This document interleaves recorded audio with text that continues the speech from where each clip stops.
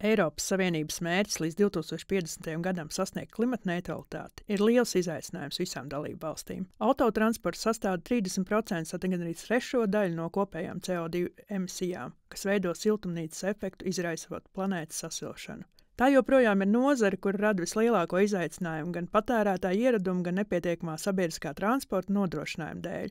Atbalsts klimata mērķu sasniegšanā ir jāveic arī Latvijas pašvaldībām. Jūrmala ir pirmā pilsēta Latvijā, kas mērķtiecīgi virzās uz videi draudzīgāku satiksmes ieviešanu. Jūrmalas domes lēmums pārsteidz daudzus Latvijas iedzīvotājus, kad 2022. gada martā tika lemts slēgt sadarbības līgumu ar akciju sabiedrību Pasažieru vilciens, lai dotu iespēju pašvaldības iedzīvotājiem saņemt vilcienu satiksmes maršrutā Rīga-Ķemeri un Ķemeri-Rīga bez maksas.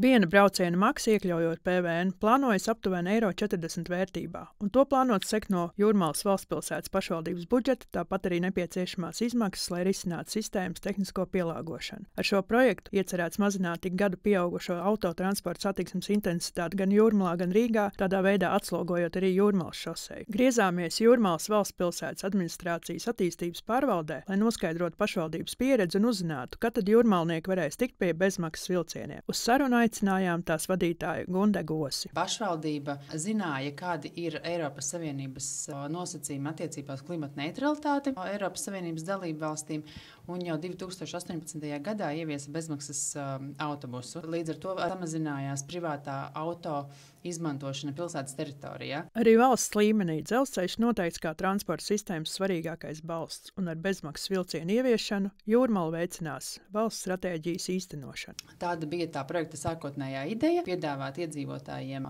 draudzīgākus un daudzveidīgākus sabiedriskā transporta veidus. Otrs, protams, iemesls ir šie klimata neutralitātes pasākumi, ka mēs ļoti labi redzam no rītiem, kas notiek uz šosejas, kad ir pilns ar mašīnām un automašīnās sēž viens cilvēks.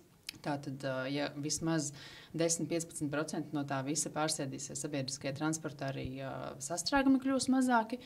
Līdz ar to arī samazināsies tas laiks, kad automašīnas stāv sastrēgumos, darbinot savus motorus, un secīgi būtu jāuzlabojas arī gaisa kvalitātei.